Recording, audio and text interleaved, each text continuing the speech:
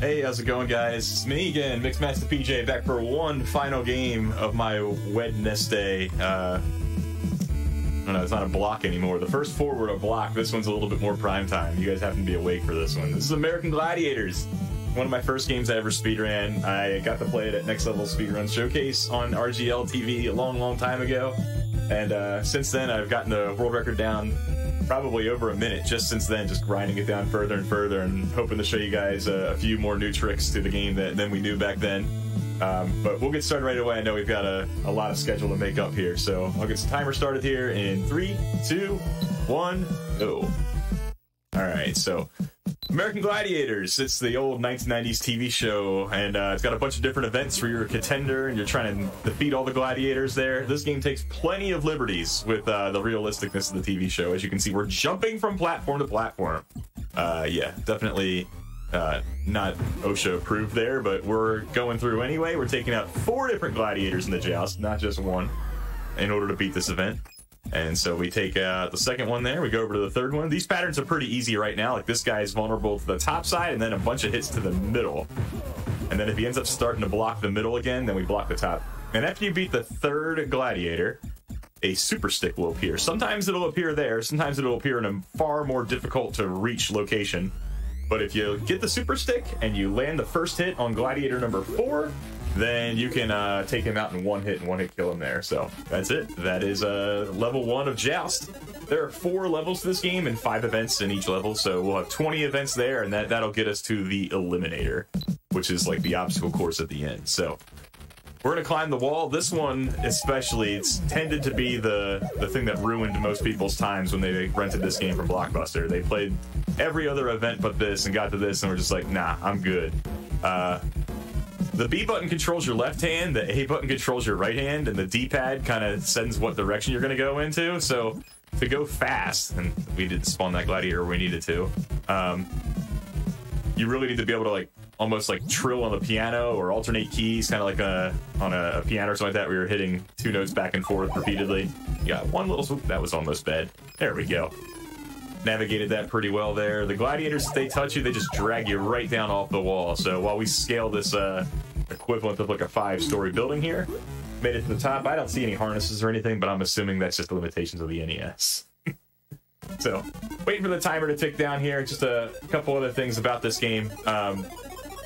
Powerball is typically the most dangerous event in the TV show, but it's the least dangerous event here. Human Cannonball, on the other hand, gives us some great sound bites, so I'm going to try and be quiet here before we hit this first guy. That's where 80% of the budget of this game went, I believe, was the sound effects. Music not that great, graphics not that great. Intellectual property probably wasn't all that expensive. Doesn't even look like they really use that many colors here. Certainly not a whole lot of memory in this game. No, it's just a password system. There's no saving your game, so I think that's where the budget went, if I had to guess.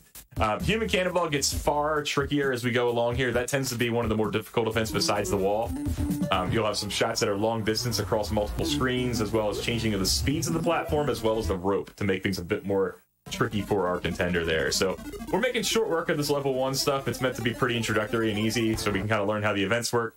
Powerball is going to be an auto scroller for us, where we have 60 seconds to put as many balls in the buckets as we can. We have to then alternate from one side to the other here. If you happen to put a ball in each of the 5 buckets, you get a 1-up, and that is available multiple times if you're able to do so. There's just about enough time to get 2 1-ups in the first 3 levels, but the 4th level, they take down the time by 5 seconds each time. And by the time you get to the 4th level there, the timer is just too low to get a second 1-up, but always enough time to get one. And especially in a marathon setting, like we're all about stacking those up, especially with some of the bad RNG and luck that I've seen from some of the other runners earlier today. I don't want any of that bad juju on me, so we're stocking up on lives as much as we can here. As much as fun as it would be to swag and try and glitch into the wall and goof off here, I'd rather try and get an extra 1-up if I can. But anyhow, yeah, so this game here, certainly not like its SNES or Genesis counterparts. If you've ever played those kind of do like more of a TV show bracket sort of look to it. This one here instead kind of almost has like a platformer feel, where you're literally trying to get from level to level. All right, so here's Assault. Laser's the gladiator we got to beat here. We have to deal 3 damage to him in level 1 before he deals 3 damage to us. And right now he's kind of in the lead. But you also have the option, if you're not able to do all the damage, to just run across the finish line here. So we'll just take that. What'll typically happen as the levels get harder is he gets more HP and the weapons are in more difficult to reach places. They're not behind the stations anymore. So you have to try and grab them without getting hit. And usually those just always end up being races to the finish. All right. So the joust is going to get a little more complicated now. Now it's going to start opening up a little bit more like a fighting game where there's going to be, you know, more combos and patterns involved, and the vulnerabilities are going to get a little bit more complicated here. So before we had only 1 and 2 step vulnerability patterns. This one is like 3 and 4 steps at a time. So this guy is vulnerable low, then high for twice the amount, and then low, and then back to high for a singular amount of it. So just like a kind of a combo there of trying to predict where you're actually going to make progress. If you get too close to the gladiator, he can kind of parry your attack and send you back even further. So it's really important to kind of maintain like a very consistent distance where it's just like where your pugil stick can reach him and not actually get too close and slow you down. And our super stick's going to spawn over here this time. We had to jump a platform first. We're going to get a running start to it, but we can land here as fast as possible and try and do a one-hit kill to the kneecap this time.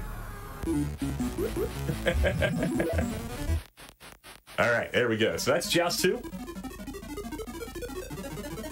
Wall 2 coming up here. This is going to be our first left to right scaling wall, but we're going to have some lateral movement as well.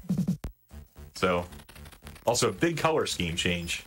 New for season 2, I guess. Anyhow, go up here. It's really important to go that high, even though it's not part of our route, because we're trying to spawn that gladiator up there so that she doesn't spawn right here directly above us and then immediately take us out. So a lot of these moves might not look like they're the most linearly efficient ways around, but they are constructed in a way to spawn the gladiator to make our life a little bit easier, especially in a marathon setting. So those little item right there I picked up are a pair of gloves. They allow you to traverse the wall without having to tap the A and B button for a while, but you lose a lot of your precision. Like the A and B button tapping is certainly exhausting, but it does give you fine control of exactly where your contender is going to grab at any given moment. So we got one sprint we got to do here. Let's see if we can sneak around her, and we did. Sweet, that's wall 2. Little left to right action there, but we got taken care of. Oh, the crowd is also pink. Dress up, must be October. All right. Get ready for Human Cannonball 2. All right, platforms, different speeds, rope going a little bit different speed, just a little bit more variables that we're trying to manage here. You can see the opposing platform here, how fast he's going now. So our window, basically, of when we want to be able to release this is a little bit smaller, but there's just a little bit of a gap there that works. This is going to be our first appearance of the gloves for the Human Cannonball. This allows us to slide up and down the rope. So if you go too high on the rope, you can grab the gloves, or go too low on the rope and release early like that and hurt yourself. But the gloves will be really useful for us to attempt a glitch on the next guy. So we're going to try that. Let's get that sound effect in there too. Oh, we got it. Maybe. There we go. Cool. Able to clip through the ceiling with the gloves there. If you do a nice big jump at the beginning, you can save a big chunk of time there by not having to go through all the animations. You just get your gladiator pointed the right direction so he doesn't immediately shoot far to the left there. So yeah, there we go. Good ceiling clip. All right. Another auto scroller. This time it's only 55 seconds instead of the full minute. We'll try to get 2 1-ups again, just in case. Like I said, I can't imagine the bad luck's just going to end after Yonoid. We might have more of that to come, so let's take all the precautions we can here. So we'll give a shout out to my grandma. She hasn't been with us. She passed away about 5 years ago. Got the wonderful social media memory about that. But I still remember going to the toy store, suburban Baltimore's version of Toys R Us that we had called Kitty City. And we grabbed the little ticket from the aisle, the little paper ticket, and take it to the counter where they've got all the video games behind the counter, and then the guy goes in the back, it's American Gladiators. Yeah, and I remember being an elementary school kid and getting this game back then from the toy store at full retail price. Because the SNES and stuff, I don't believe, was a big part of my life yet, so. But I've been playing this game ever since. I used to watch game shows at her house when she would babysit me all the time, so American Gladiators would always come on right after all those silly ones like Let's Make a Deal and stuff like that, so. I've been punishing myself with this game for dozens of years at this point. Ah, darn, we took 3 HP. I got greedy going on that side. I knew it was going to be unlucky, but... Alright, so we have to do 4 hits here. Typically, I won't ever actually get 4 hits on this guy. I mean, it might happen. I'm not saying it can't, but it's more of a... We're using the gun to kind of deter him. As you can see, sometimes he reacts to our weapon and goes in a different direction. So we can kind of lead him with our bullets to go a different way and kind of end up being a little bit safer for us. But yeah, 2 deaths on Joust, man. Can't believe the overhit on that. Alright, let's go a little safer here.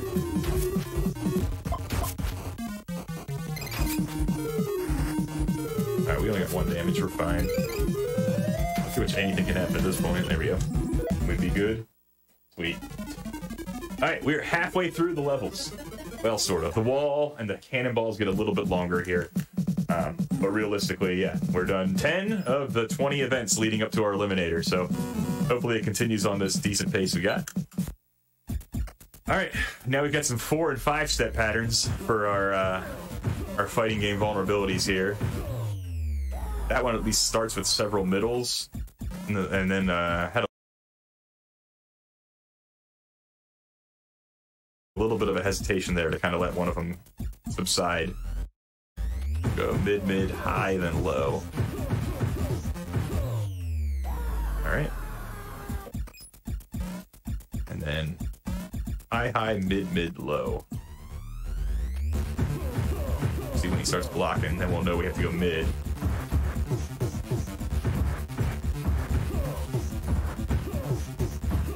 Real battle on our hands there. It's kind of unfair, though, when I know where he's going to be swinging and what he's vulnerable to. And there's our super stick. That one came out in a hurry. And a low hit here will give us a 1-hit kill. There we go.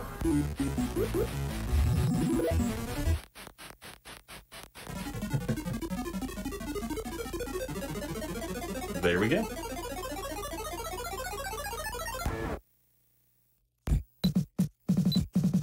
All right, off to wall 3. This is a lot more lateral movement than the last few walls.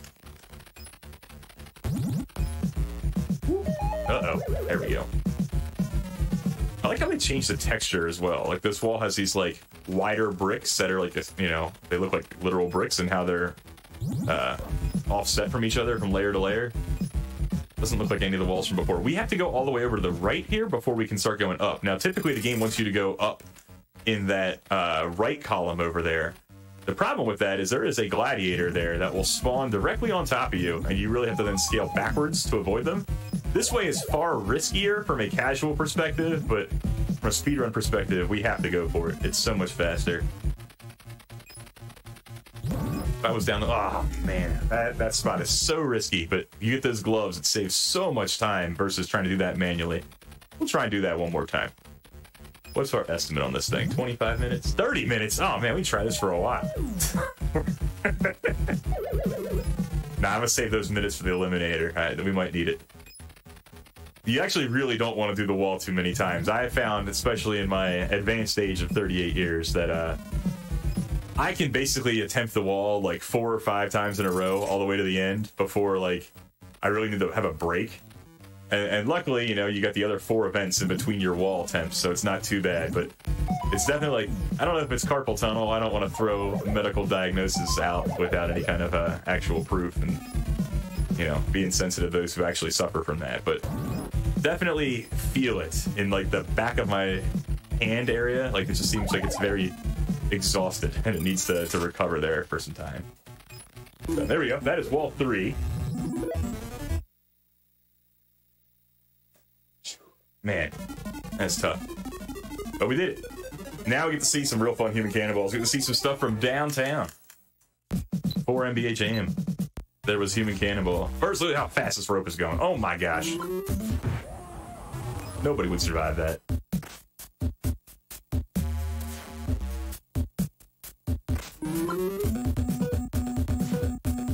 Wow. All right, now we got a blind jump and some gloves. Just gotta hope the rope is there when we get there. It is. And now we'll try and get another glitch. We can cook through the ceiling again. Ah, we didn't get the clip, but at least we got the one up this time.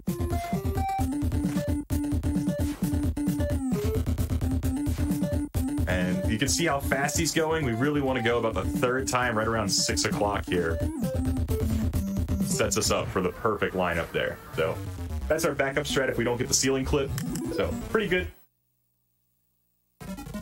We'll take a deathless level 3 cannonball for sure. And we'll see if we can squeeze 2 1-ups out of this Powerball. This is where it's really cutting it close. You basically need like a perfect Powerball here to do that. So you don't want to get held up by any gladiators. You certainly don't want to miss any buckets. The less traveling you can do, the better. If you can get them hung up behind the buckets like that, that's real nice. It's gonna kind of bait them into the right places for that to work. And then when you actually try to traverse from one side to the other, you really don't want to get held up by how physical they're being. There is 1 up with 24 seconds left. That's really cutting it close. We'll see. Can we get the 2 up? Whoop, whoop, whoop, whoop, whoop. Ah, we had to go for it. We couldn't have waited because we would have had to still do 3. Because even if we got that one, then it's still cutting it close on this one. Oh my gosh, we would have clutched it out.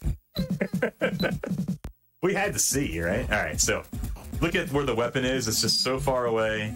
The likelihood that we'll be able to deal 5 damage to laser this time, very unlikely. So we're just going to try and get all the way to the end and treat this like a pacifist shmup.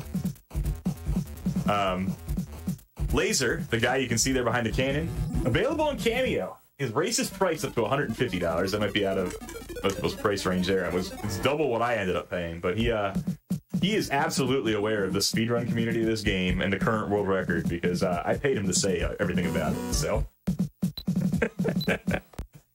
he did congratulate me on the last world record achieved in late 2020, and I would have loved to have seen his face when he first read the message of what he had to say out loud. Looks good too.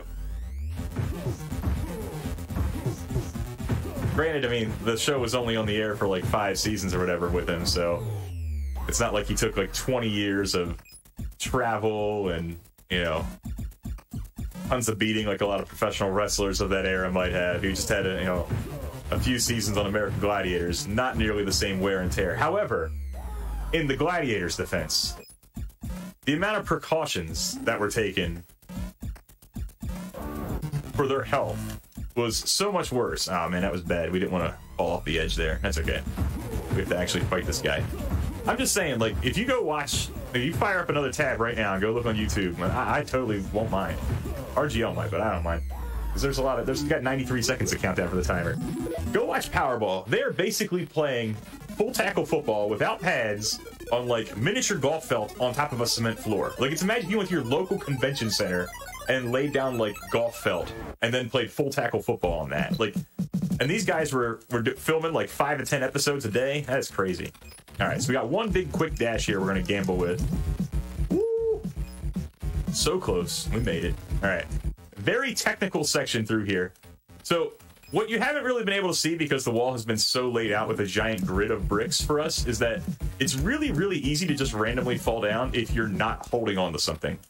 So when you move your left hand, your right hand needs to be holding on to something. If your right hand's not holding on to something and then you try to move your left hand, well, now you have no hands touching the wall, so you fall off the wall. So it's all about sequencing here and making sure that you're putting your hands in the right place in the grip so that you kind of can, like that, accelerate through when you know a hazard is coming. Oh, crap. This is not good. I'm going to bait her down there. There we go. I don't think I've ever actually had to do that before. She just spawned much lower than I expected. So I wasn't able, normally I'm able to do that and run them right over into the side. But she had spawned low enough that she got under those quickly, so I wanted to play it safe.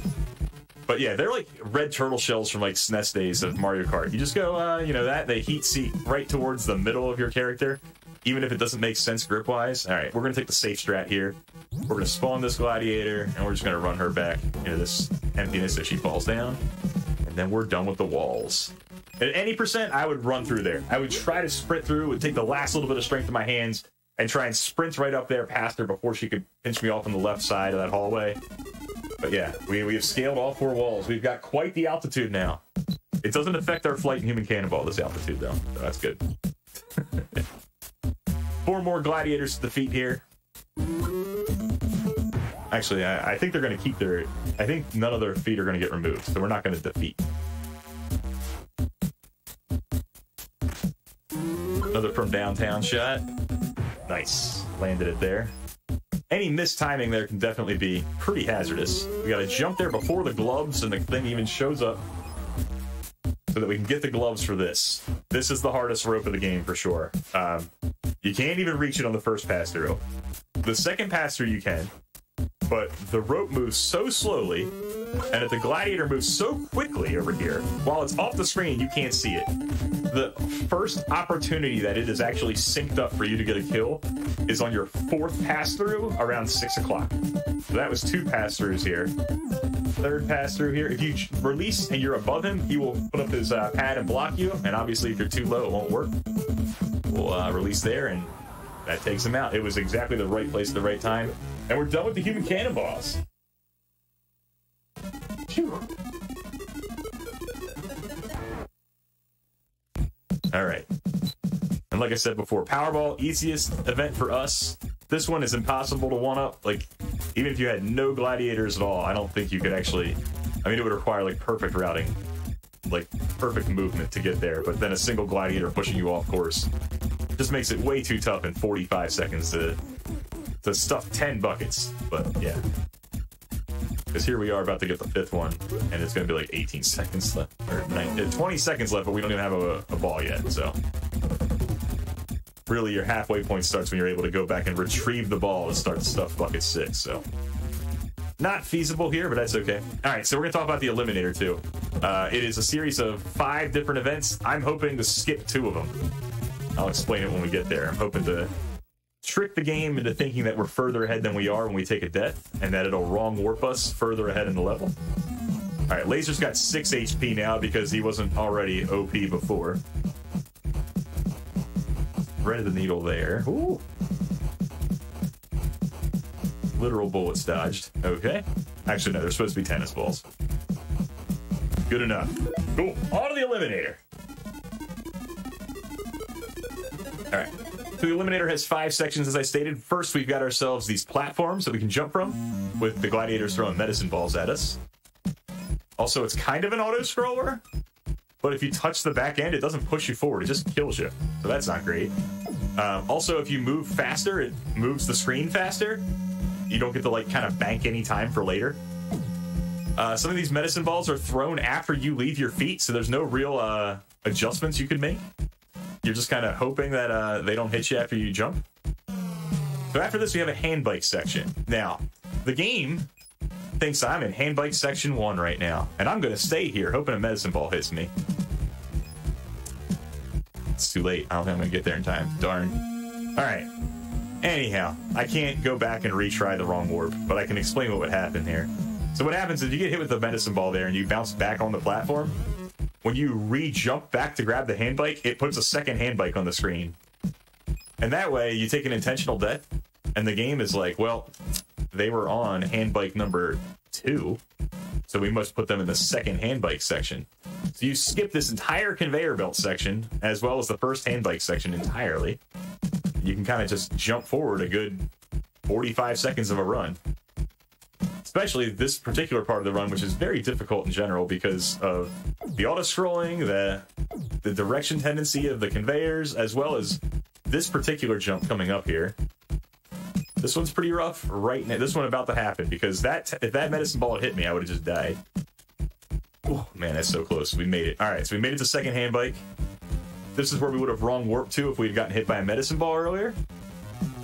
And if we successfully complete this, we'll get to the zip lines at the end of the obstacle course. Woo. I don't know how many... The medicine ball budget for this show. Out of control. All right. Now, I know what you're thinking. This is going to be an inordinate amount of zip lines. All right? We're going to be traversing like 8 or 9 of these things going down. But don't you remember how many walls we climbed? Like, this is just taking us back to the ground floor.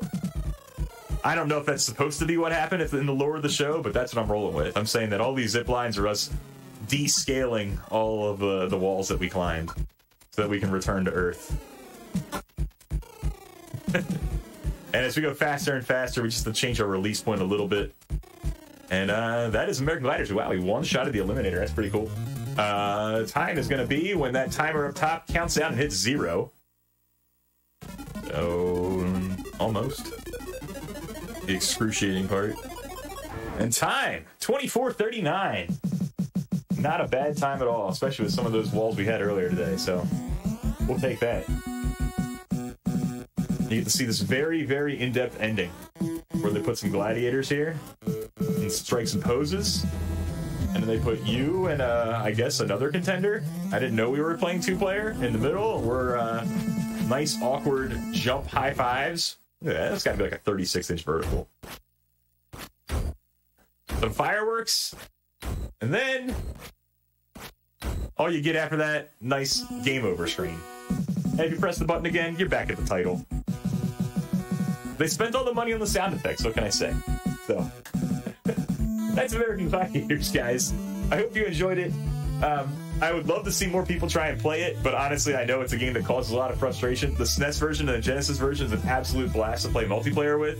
This is definitely not that. This is definitely more of a single-player adventure, but has some laughs, great sound effects, some interesting mechanics, almost like 5 little mini games. It's like a worse Skater Die, right? The Skater Die was like that. You had like all the different events.